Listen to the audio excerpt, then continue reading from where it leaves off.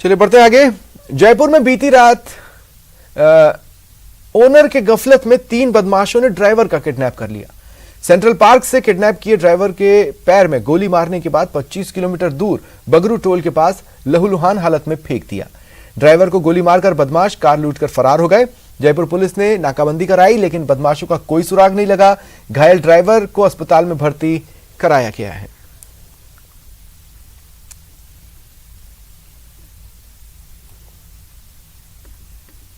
यहाँ कुछ security band से कैमरे लगने चाहिए और पुलिस की जो लारी है वो लगनी चाहिए अलग अलग गेट पे। आप कहाँ से आते हैं यहाँ पर घूमने के लिए? मैं यहाँ पास में ही है अपने तख्तशाही रोड।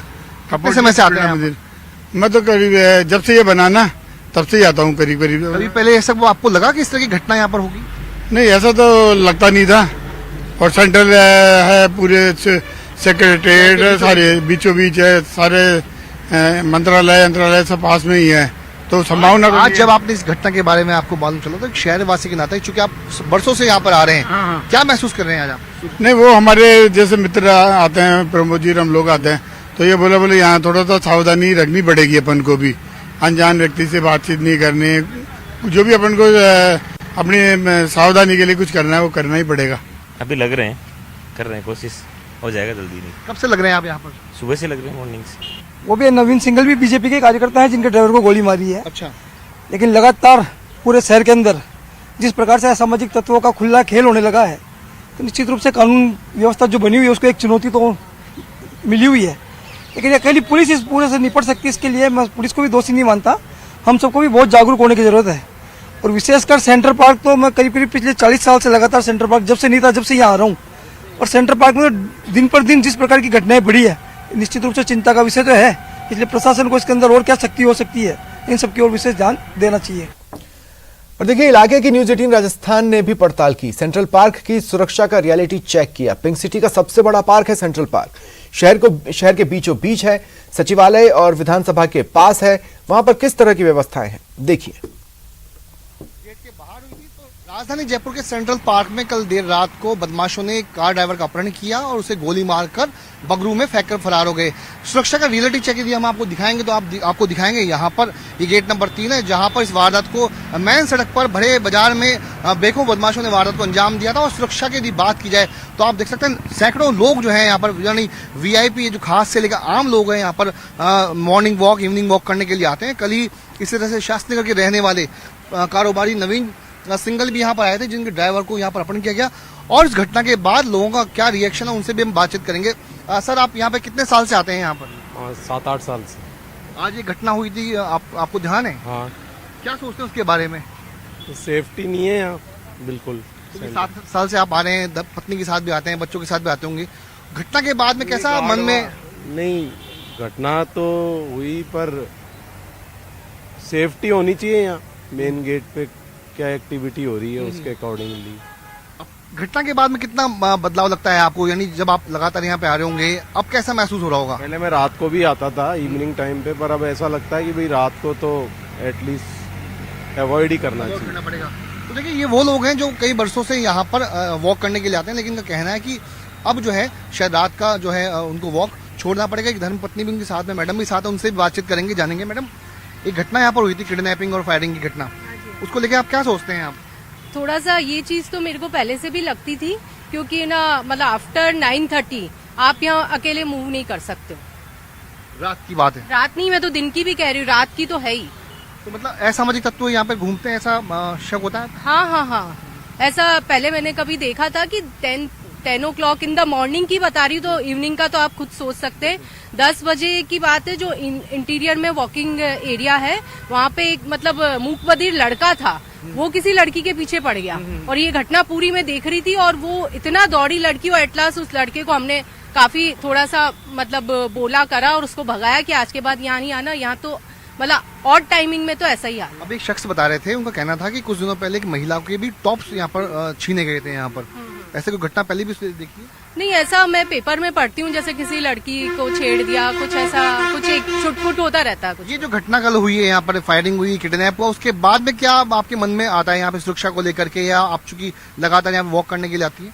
नहीं, थोड़ा सेफ्टी का तो पॉइंट पहले भी मेरे मन में था और अब और ज्यादा हो गया कि अपन को इवनिंग में भी केयरफुल रहना और मॉर्निंग में भी। तो देखिए, ये वो लोग हैं जो कई वर्षों से यहाँ पर आते हैं, इनका मन बदला है यहाँ पर। वहीं मैं आपको सिक्योरिटी की यदि बात करूंगा तो वो जो सामने पेड़ों के बीच में जो एक कैमरा है, वो कैमरा यहाँ पर सुरक्षा के लिहाज से लगाया हुआ है, लेकिन चूंकि एंट्री गेट पर किसी भी तरह की कोई कैमरा नहीं है और घटना जो है गेट के बाहर हुई थी, ऐसे में पुलिस की जो टीम है वो भी अब काफी प्रयास यहाँ पर कर रही है, चूंकि बाहर कैमरा नहीं था। यदि बाहर कैमरे लगे होते तो शायद बदमाशों का चेहरा सामने आता। और वहीं पर जो सिक्योरिटी सुपरवाइजर है उनसे भी हम बातचीत कर लेंगे, जानेंगे कि क्या यहाँ पर सिक्योरिटी के इंतजाम है यहाँ पर। सर, मेरा नाम बजरंग सिंह है, मैं सिक्योरिटी इंचार्ज हूँ इधर। सिक्योरिटी के हमारी तरफ से सर कोई कमी नहीं है। हमारे 8 गेट है सेंट्रल पार्क के, 7 गेट है सॉरी। तो हर पॉइंट पर हमारा गार्ड रहता है और एक गार्ड हमने पेट्रोलिंग के लिए भी रखा हुआ है। 16 गार्ड है मेरे पास, दिन में 8-8 घंटे की हमारी ड्यूटी होती है और 24 आवर सिक्योरिटी है सर। और 4 गार्ड नाइट में भी ड्यूटी करते हैं और मैं भी 24 आवर्स अवेलेबल हूँ, मैं इधर ही रहता हूँ क्यों सिक्योरिटी का जिम्मा। सुरक्षा के तमाम इंतजाम है, ऐसा कहना है हमारी तरफ से सर कोई कमी नहीं है। हम अपना बेस्ट से बेस्ट करने की कोशिश कर रहे हैं। कैमरे ये कौन लगवाता है कैमरे यहाँ ये पर? तो जेडी की तरफ से है सर। तो बाहर कोई कैमरे भी नहीं है? बाहर नहीं है सर, ये कैमरा है, ये कवर कर देता है सर आगे तक। तो ये जो सिक्योरिटी सुपरवाइजर का कहना है कि एक कैमरा जो है वो बाहर तक के एरिया को कवर कर लेता है, लेकिन पुलिस का कहना है कि यदि बाहर भी कैमरे लगाए होते, यदि जेडीए बाहर भी कैमरे लगाए होता तो शायद बदमाश जल्द से जल्द पकड़ में आते। कैमरा पर्सन अविनाश के साथ विष्णु शर्मा, न्यूज 18 राजस्थान, जयपुर। चलिए बढ़ते हैं आगे। सेंट्रल पार्क में फायरिंग के मामले में घनश्याम तिवारी का रिएक्शन आया है। उन्होंने प्रदेश सरकार पर हमला बोला, कहा कुर्सी की लड़ाई में कानून व्यवस्था बेपटरी हो गई। शहर के बीचों बीच में भी जहाँ सब लोग आते हैं वहां पर इतनी बड़ी वारदात हो गई। देखो, सेंट्रल पार्क जो है वो एक तरह से फेफड़े हैं जयपुर के, और वहाँ पर सुबह और शाम हजारों लोग आते हैं और सब घूमते हैं। उस पार्क में इस प्रकार की घटना हो जाना और बिल्कुल सेक्रेटेरिएट के सामने और एकदम विधानसभा के पास में, तो ये घटना बहुत ही दुर्भाग्यपूर्ण है। और मैं समझता हूं कि कानून और व्यवस्था की स्थिति, चाहे नागौर की कोर्ट में गोलीकांड हुआ हो, चाहे यहाँ पर सेंट्रल पार्क में हो रहा हो, जगह जगह जो इस प्रकार घटनाएं हो रही हैं वो दुर्भाग्यपूर्ण है। और राज्य सरकार के आंतरिक कलह के कारण से प्रशासन बिल्कुल निष्क्रिय हो गया है और इस प्रकार की घटना के कारण से अब ये और प्रमाणित हो गया है कि ये सब कानून व्यवस्था राजस्थान में बिल्कुल बिगड़ चुकी है। राजस्थान के अगले डीजीपी के नाम पर गहलोत सरकार ने मोहर लगा दी है। सरकार पर संकट के दौरान डीजी इंटेलिजेंस रहे उमेश मिश्रा प्रदेश के 35वें डीजीपी होंगे। इस सिलसिले में राज्य सरकार ने गुरुवार रात 11:30 बजे आदेश भी जारी कर दिए। मौजूदा डीजीपी एमएल लाठर 3 नवंबर को रिटायर हो रहे हैं। इसके बाद उमेश मिश्रा कार्यभार संभालेंगे। 1989 बैच के आईपीएस अधिकारी उमेश मिश्रा को विशिष्ट सेवाओं के लिए राष्ट्रपति पुलिस पदक मिल चुका है।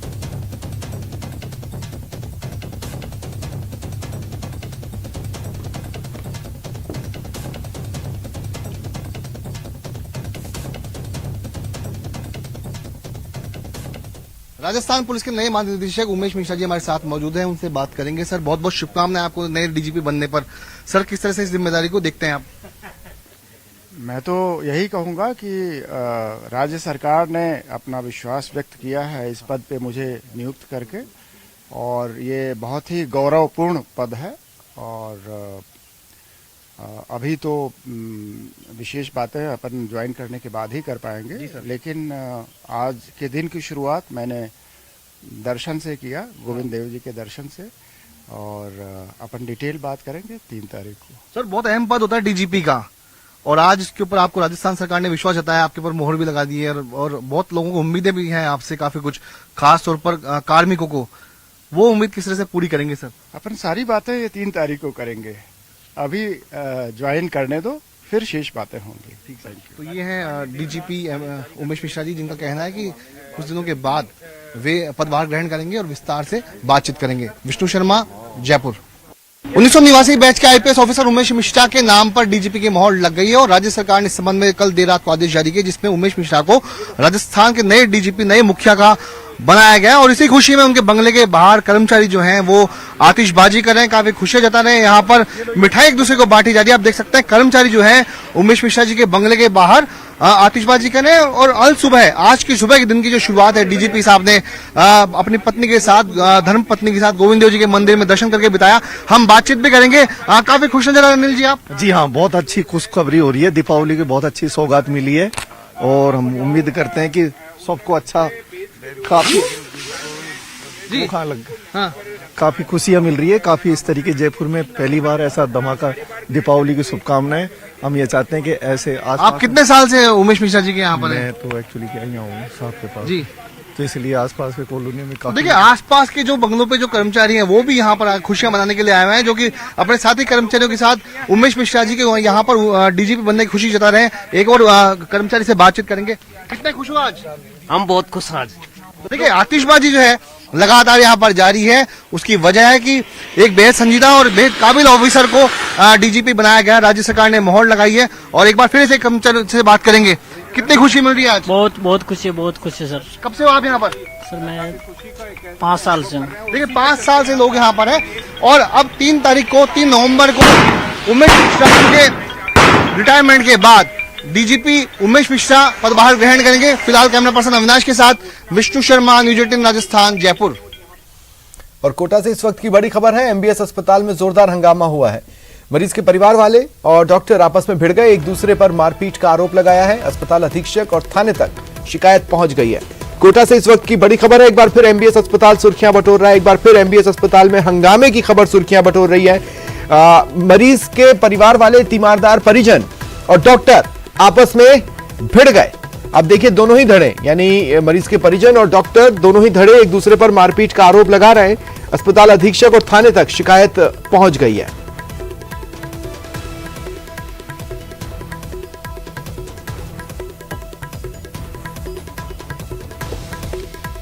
और डूंगरपुर से सड़क हादसे की खबर है। यहां बाइक को जीप ने टक्कर मार दी। बाइक सवार पिता पुत्र को जीप ने टक्कर मारी है। हादसे में पिता की मौत हो गई, बेटा घायल है। 84 थाना क्षेत्र के गेंजी घाटा में ये दुर्घटना, यह हादसा सामने आया। पुलिस ने जिला अस्पताल की मोर्चरी में शव को रखवाया है। डूंगरपुर से ये बड़ी खबर। एक बाइक को जीप ने टक्कर मार दी। बाइक पर पिता पुत्र सवार थे। पिता की मौत हो गई, वहीं बेटा घायल है जिसका इलाज चल रहा है।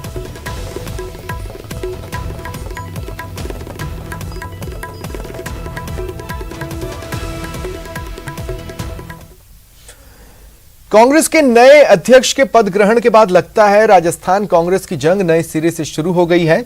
इस मामले में मुखर रही कांग्रेस विधायक दिव्या मदेरणा ने एक बार फिर धारीवाल और महेश जोशी पर तंज कसा और इस बार उन्होंने अजय माकन के जरिए दोनों पर निशाना साधा।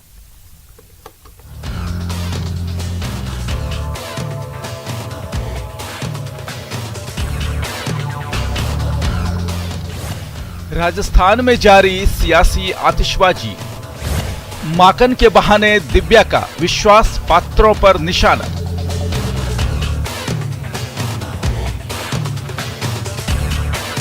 दिवाली भले ही खत्म हो गई हो, लेकिन राजस्थान कांग्रेस की सियासी आतिशबाजी जारी है। आला कमान की सख्त हिदायत के बाद भी दिव्या अपने मिशन पर आगे बढ़ रही हैं। खुद को कांग्रेस आला कमान का सिपाही बताने वाली दिव्या मदेरणा ने कांग्रेस के नए अध्यक्ष मल्लिकार्जुन खड़गे के पद ग्रहण समारोह में अजय माकन को मिले सम्मान को लेकर राजस्थान कांग्रेस के उन नेताओं पर निशाना साधा है जिन्होंने की अजय माकन पर गंभीर आरोप लगाए थे। दिव्या ने अपने ट्वीट में लिखा है, एआईसीसी दिल्ली में कांग्रेस अध्यक्ष के पदभार ग्रहण समारोह में सोनिया गांधी को कृतज्ञता का वक्तव्य देने के लिए सभी महासचिव में से एकमात्र प्रभारी राजस्थान अजय माकन को चुना गया। ये सीधे तौर पर कई लोगों को स्पष्ट संकेत है। दरअसल 25 सितंबर की तथाकथित बगावत के वक्त आलाकमान के ऑब्जर्वर रहे प्रदेश प्रभारी अजय माकन को लेकर गंभीर आरोप लगाए गए थे। सीएम गहलोत का समर्थन करने वालों का आरोप था कि माकन ने पायलट के पक्ष में हवा बनाने की कोशिश की थी। शांति धारीवाल के साथ ही कई और विधायकों ने सीधे तौर पर माकन पर निशाना साधा था। 2% वही था, षड्यंत्र था टोटल, और उस षड्यंत्र में जनरल सेक्रेटरी इंचार्ज शामिल थे। मैं दूसरों के लिए नहीं कहता, मैं सिर्फ जनरल सेक्रेटरी इंचार्ज पे चार्ज लगा रहा हूँ। खड़गे साहब पे कोई चार्ज नहीं है। खड़गे साहब पे कोई चार्ज नहीं है। 26 सितंबर की शाम का शांति धारीवाल का ये बयान सीधे तौर पर माकन को लेकर था। हालांकि खुद सीएम गहलोत ने भी 2 दिन बाद अपने विश्वास पात्रों के इस आरोप का समर्थन किया था। तब उन्होंने माकन का नाम लिए बगैर कहा था कि ऑब्जर्वर को आलाकमान की भावना का भान होना ही चाहिए। ये तो हुई 1 महीने पुरानी बात, लेकिन कांग्रेस के बदलते माहौल में जब 26 अक्टूबर को मल्लिकार्जुन खड़गे ने पदभार ग्रहण किया तो उस समारोह में अजय माकन को लेकर मिले संकेत 25 सितंबर के बगावत करने वालों के लिए खास संदेश देने वाले थे। और यही बात दिव्या मदेरणा ने अपने ट्वीट में कही। मंच से शांति धारीवाल और महेश जोशी को स्पष्ट संकेत है कि अजय माकन पर लगाए गए आरोप झूठे और निराधार हैं और पूरी तरह से खारिज कर दिए गए हैं। आपको बता दें कि 19 अक्टूबर को मल्लिकार्जुन खड़गे के कांग्रेस का अध्यक्ष चुने जाने के बाद शांति धारीवाल और धर्मेंद्र राठौर खड़गे को बधाई देने पहुंचे थे। तब भी दिव्या ने ट्वीट के जरिए तंज कसा था। तब दिव्या ने कहा था, समय का फेर है, मिलने तक नहीं आए थे खड़गे के बुलाने पर। खड़गे के सामने शर्त रखी कि जो फैसला होगा वो 19 अक्टूबर के बाद होगा और हम सिर्फ सोनिया गांधी से मिलेंगे। दिव्या ने अपने एक और ट्वीट में लिखा था कि काबा किस मुंह से जाओगे गालिब, शर्म तो तुमको मगर आती नहीं। मतलबी दुनिया के रंग हैं, बेरंग करके लौटाने वाले रंगीन फूलों के गुलदस्ता देते हुए। कहना गलत नहीं होगा कि 25 सितंबर की सियासी चिंगारी का सूत्रधार जो भी हो, लेकिन उस घटना ने कांग्रेस को बुरी तरह से नुकसान पहुंचाया है। चुनाव के मुहाने पर खड़े प्रदेश में अगर सत्ताधारी दल अपने अंदर के झगड़े से पार नहीं पाएंगे तो भला बीजेपी का सामना कैसे करेंगे। यही वो चुनौती है जो नए कांग्रेस अध्यक्ष के सामने खड़ी है और वो है राजस्थान कांग्रेस की मुश्किल का हल निकालने की। Sachin Kumar, news 18 network, Jaipur. और एक बड़ी खबर आपको बता देते हैं, जयपुर से इस वक्त की बड़ी खबर मिल रही है। चौपहिया वाहन चुराने वाले शातिर बदमाश को गिरफ्तार किया गया है। कमिश्नरेट की क्राइम ब्रांच ने गिरोह का खुलासा किया। एसएमएस अस्पताल में ये कार चुराकर भागे थे। 8 वारदातों का खुलासा हुआ है। चोरी की 2 गाड़ियां बरामद हुई हैं। तो देखिए, शातिर बदमाश गिरफ्तार हुए हैं। चौपहिया वाहन ये चुराया करते थे। 8 ऐसी वारदातों का खुलासा हुआ है जिसमें ये गैंग शामिल था। 8 ऐसी वारदातें जिसमें इस गैंग ने गाड़ियां चुराई थी। लोकसभा स्पीकर ओम बिरला कोटा दौरे पर हैं। आज सिमलिया, दिगोद, सुल्तानपुर क्षेत्र का वो दौरा कर रहे हैं। जगह जगह लोगों ने ओम बिरला का स्वागत किया है। तस्वीरें लाइव हैं आपके टीवी स्क्रीन पर, आप देख सकते हैं। लोग स्वागत कर रहे हैं लोकसभा स्पीकर ओम बिरला का सिमलिया पहुंचने पर। उन्हें माला पहनाई गई है, शॉल उड़ाई गई। ये तस्वीरें हैं, स्वागत आपकी टीवी स्क्रीन पर।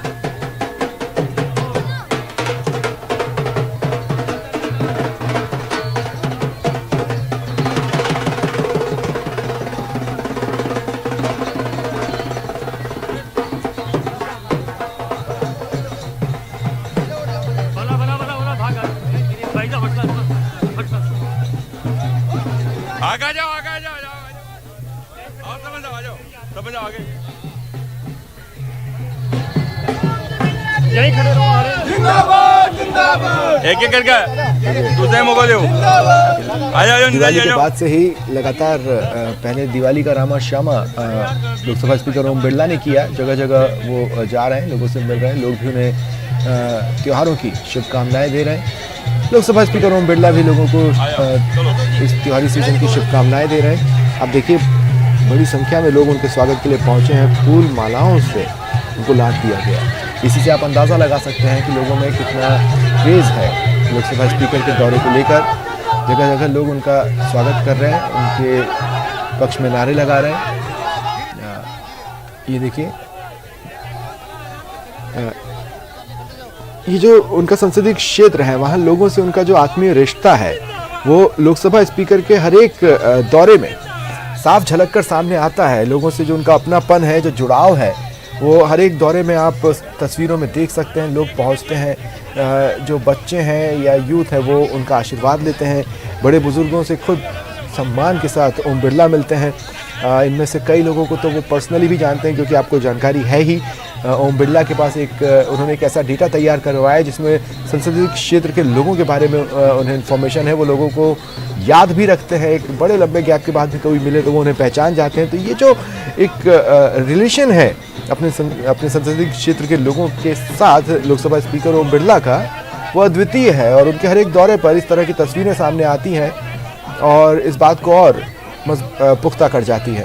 तो ये तस्वीरें हैं आपके टीवी स्क्रीन पर। सिमलिया में फिलहाल लोकसभा स्पीकर ओम बिरला पहुंचे हुए हैं और लोग गर्मजोशी से जोरदार तरीके से उनका स्वागत कर रहे हैं, सत्कार कर रहे हैं।